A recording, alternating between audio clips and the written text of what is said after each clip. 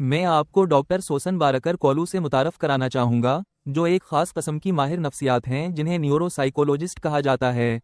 तो सबसे पहले सवाल ये है कि न्यूरोसाइकोलॉजिस्ट क्या होता है? न्यूरोसाइकोलॉजिस्ट वो शख्स होता है जो सोच में तब्दीलियों में दिलचस्पी रखता है जो फालिज या दिमागी चोट के बाद या मल्टीपल स्क्लेरोसिस जैसी हालतों के नतीजे में होती हैं। जब मैं सोच में तब्दीलियों की बात करता हूँ तो मैं डिप्रेशन और इज़्तिराब जैसी चीज़ों की बात कर रहा हूँ, लेकिन मैं याददाश्त के मसाइल, ज़बान के मसाइल, तवज्जो देने के मसाइल की भी बात कर रहा हूँ जो फालिज के नतीजे में होते हैं।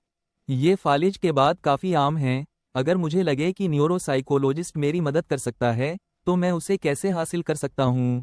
खैर, बहुत सी बहाली की टीमों में दरअसल न्यूरोसाइकोलॉजिस्ट उनके टीम मेंबर्स में से एक होता है, ज़्यादातर अस्पताल के माहौल में, लेकिन कुछ निजी माहौल में भी।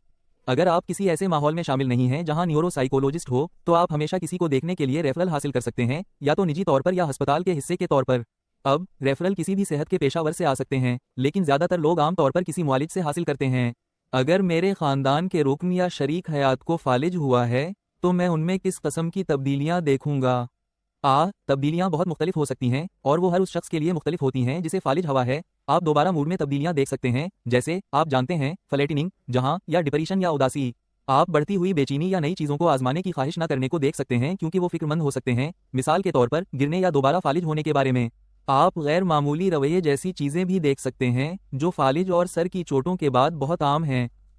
जैसे नामनासब हंसना, नामनासब रोना। ये ज़रूरी नहीं कि वो उदास महसूस कर रहे हों या इन्हें कुछ मज़हका खेज लग रहा हो, ये सिर्फ फालिज की वजह से होने वाले असल नुकसान का नतीजा हो सकता है। तो मैं उनकी मदद के लिए क्या कर सकता हूँ? सबसे आसान काम यह है कि किसी माहिर नफ्सियात या न्यूरोसाइकोलॉजिस्ट के पास रेफरल हासिल करने की कोशिश करें ताकि आपको ये समझने में मदद मिले कि कौन सी खास चीज़ मेरे शरीक हयात को मसला पैदा कर रही है, और फिर इसका हल तलाश करें, क्योंकि हर शख्स के साथ ये बहुत मुख्तलिफ होगा। आपने नामनासब रवैये या ऐसे रवैये का जिक्र किया जो शर्मिंदगी का बायस बन सकते हैं। ये किस कस्म के रवैये हैं और मुझे उन पर कैसे रद्दअमल देना चाहिए? ये गैर मामूली नहीं है कि किसी को फालिज हवा हो और वो नामनासब तौर पर गाली दे, नामनासब तौर पर हंसे, समाजी हालात में नामनासब जिनसी रवैये रखे। ये गैर मामूली नहीं है। ये आम तौर पर दिमाग को पहुंचने वाले नुकसान का नतीजा होता है। लिहाजा ये वाकई अहम है कि ख़ानदान के रुकन और वो लोग जो रोज़ाना की बुनियाद पर उस शख्स के इर्द गिर्द हैं, ये समझें कि ये जानबूझकर नहीं किया जा रहा है। वो आपको गुस्सा दिलाने के लिए या इसलिए नहीं कर रहे कि वो आपसे नाराज़ हैं, बल्कि ये समझने के लिए कि ये होने वाले नुकसान का नतीजा है। इससे निपटने के लिए एक आम हिकमत अमली ये है कि पहले आप जानते हैं, अपने आप से कहीं, वो ये जानबूझकर नहीं कर रहे हैं। ये किसी को नुकसान पहुंचाने के लिए नहीं किया जा रहा है। और फिर आप जानते हैं, अगर ये एक वाकई मनफी रवैया है, तो कोशिश करें और उस शख्स को इस सूरत हाल से हटा दें ताकि वो पुरसुकून हो सके। बहुत अक्सर ये रवैये इसलिए होते हैं कि किसी के पास या तो ज़्यादा इस्तिराब की सतह होती है या जोश की सतह होती है, या वो बातचीत करना चाहते हैं और ये सिर्फ वही है जो बाहर आता है, वो नहीं है जो इन्होंने मंसूबा बनाया था।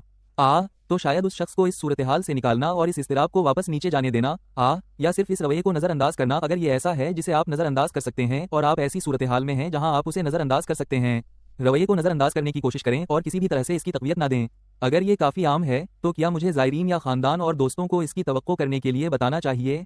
बिल्कुल, बिल्कुल। ये लोगों के लिए किसी ऐसे शख्स के साथ बातचीत करना बहुत आसान बना देता है जिसे फालिज या दिमागी चोट लगी हो, अगर वो जानते हों कि क्या तवक्को करनी है। आप तसव्वुर कर सकते हैं कि किसी के साथ बातचीत कर रहे हैं और अगर अचानक वो कोई गाली दे दें, आप जानते हैं, अगर आप इसके लिए तैयार नहीं थे, तो आप तसव्वुर कर सकते हैं कि कोई कैसे रद्दअमल दे सकता है। लिहाजा ये वाकई अहम है कि उन लोगों को तैयार करें जो किसी के साथ बातचीत करते हैं। आप जानते हैं, ये कुछ चीज़ें हैं जो करते हैं, ख़ास तौर पर अगर वो मुश्तिल हो जाएं या अगर वो गुस्से या बेचैनी में मुब्तला हो जाएं। आप जानते हैं, और बस ये कुछ ऐसा है जो आप अपने प्यारे के साथ बातचीत करने वाले हर नए शख्स के साथ करते हैं, और इसलिए याददाश्त पर असर डालेगा। क्या आप याददाश्त की कमी से निपटने के लिए कुछ हिकमत अमलियों पर बात कर सकते हैं? याददाश्त फालिज के बाद सोच में तब्दीलियों के लिहाज से सबसे आम शिकायत में से एक है। अब याददाश्त के मुख्तलिफ हिस्से हैं और इनमें से हर एक हिस्सा फालिज के नतीजे में मुतासिर हो सकता है। लिहाजा जो मुख्तलिफ हिकमत अमली आप इस्तेमाल कर सकते हैं वो मुख्तलिफ होंगी। इस पर मुनहसिर है कि आपकी याददाश्त का कौन सा हिस्सा मुतासिर हुआ है, और ये न्यूरोसाइकोलॉजिस्ट का किरदार है कि ये मालूम करे कि क्या नुकसान हुआ है और हर एक के लिए मखसूस हिकमत अमली फराहम करे। लिहाजा मिसाल के तौर पर किसी को याददाश्त के मसाइल हो सकते हैं क्योंकि इन्हें चीज़ों पर तवज्जो देने में दुश्वारी होती है। लिहाजा अगर आपको तवज्जो देने में दुश्वारी हो रही है, तो ये ज़रूरी है कि आप लोगों को सुस्त करें कि अगर आप गुफ्तगू से तमाम मालूमात नहीं ले रहे हैं, तो आप लोगों से कह सकते हैं कि वो आपके लिए चीज़ें लिख दें। आप अपने लिए एक डायरी रख सकते हैं। डायरी का इस्तेमाल शायद याददाश्त के मसाइल के लिए सबसे आम बहाली की तकनीकों में से एक है, चाहे ये याददाश्तें बनाने में मसाइल हों या बाद में इन्हें बाज़याफ़त करने में मसाइल हों या बाद में इन्हें तलाश करने में।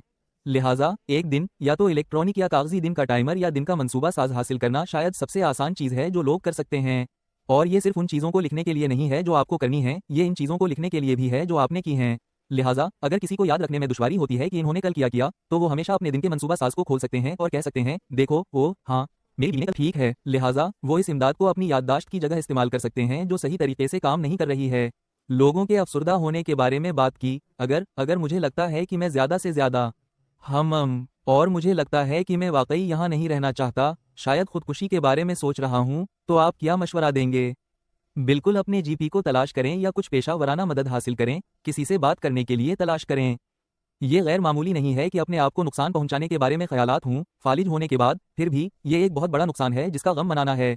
लेकिन किसी से बात करने के लिए तलाश करना बहुत ज़रूरी है, और यही आपके सेहत के पेशावर अफराद के लिए हैं। मैंने सुना है कि फालिज के बाद थकावट या थकन का होना काफ़ी आम है। थकावट क्या है और मैं इसके बारे में क्या कर सकता हूँ? बिल्कुल सही, थकावट शायद इन सबसे आम मसाइल में से एक है जिसकी लोग फालिज के बाद शिकायत करते हैं। बहुत से लोग जो थकावट का शिकार होते हैं वो उसे थकावट के तौर पर महसूस नहीं करते, इसके बजाय वो महसूस कर सकते हैं कि वो ज़्यादा चिड़चिड़े हैं, कि वो ज़्यादा जल्दी गुस्से में आ जाते हैं, उनकी बर्दाश्त की सतह कम होती है। वो ऐसी चीज़ें भी महसूस कर सकते हैं जैसे कि इन्हें वाकई पेचीदा हालात में दुश्वारी होती है। लिहाजा अगर आप एक ही वक्त में 2 या 3 लोगों को बात करते हुए सुनने की कोशिश कर रहे हैं तो ये बहुत ज़्यादा मुश्किल है। तो थकावट के लिए मैं क्या कर सकता हूँ? क्या आपके पास कोई तजावीज़ हैं? जी हाँ, ये कुछ सादा चीज़ें हैं जो आप अपनी थकावट के साथ मदद के लिए कर सकते हैं। सबसे पहले ये देखें कि आपकी थकावट की अलामात क्या हैं। क्या आप ज़्यादा चिड़चिड़े हो जाते हैं? क्या आपको लगता है कि आपके पास बिल्कुल तवानाई नहीं है? क्या आपको लगता है कि आप जो काम कर रहे हैं वो बहुत ज़्यादा मुश्किल हो गया है?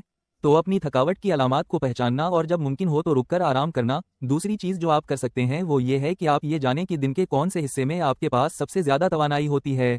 बहुत से लोगों के पास सुबह के वक्त ज़्यादा तवानाई होती है, इसलिए ये ज़रूरी होगा कि आप अपने तमाम काम सुबह के वक्त करें और फिर दोपहर में अपनी तवानाई बचाएं। एक और हिकमत अमली जो लोग इस्तेमाल कर सकते हैं वो ये है कि अपनी तवानाई या अपने कामों को दिनों में तकसीम करें। तो अगर आप किसी खास दिन पर वाकई तवानाई से भरपूर महसूस कर रहे हैं तो ज़्यादा जोश में ना आएं, क्योंकि अगर आप ऐसा करेंगे तो आप अपनी तमाम तवानाई इस्तेमाल कर लेंगे और अगले 3 दिन इससे बहाली में गुजारेंगे। तो ये वाकई अहम है कि आप अपनी तवानाई को वक्त के साथ तकसीम करें। फालिज के बाद समझने के काबिल है कि लोग इसके बारे में बहुत अफसुर्दा और बेचैनी महसूस करते हैं और वो गमगीन होना शुरू कर देते हैं। क्या आप वजाहत कर सकते हैं कि एक न्यूरोसाइकोलॉजिस्ट इस बहाली में कैसे मदद कर सकता है? जी हाँ, तकरीबन 3 में से एक शख्स जिसको फालिज हुआ है वो या तो डिप्रेशन या बेचैनी के मसाइल का सामना करेगा। ऐसी रद्दअमल बहुत आम और बहुत मामूली हैं। आपको याद रखना होगा कि जिस शख्स को फालिज हुआ है इसके साथ एक ज़िंदगी को ख़तरा लाहक बीमारी हुई है, और न सिर्फ वो इस हकीकत से निमट रहे हैं कि उनके साथ कुछ ज़िंदगी को ख़तरा लाहक हुआ है, बल्कि वो अपने अंदर होने वाली तब्दीलियों से भी निमट रहे हैं। नुकसानात के लिए गमगीन होना, जैसे कि शायद हरकत की कमी के लिए गमगीन होना या खुद मुख्तारी के नुकसान के लिए गमगीन होना, ये कुछ मसाइल हैं जिनका वो सामना करते हैं। ये भी बेचैनी होती है कि मैंने क्या गलत किया, क्या ये दोबारा होगा, मेरे ख़ानदान का रद्दअमल क्या होगा, क्या मैं दोबारा काम पर जा सकूंगा। तो ये सब सवालात हैं जो किसी को फालिज होने के बाद सामने आते हैं, और ये वाकई अहम है कि किसी को इन मसाइल के बारे में बात करने का मौका मिले और उन पर बातचीत की जाए।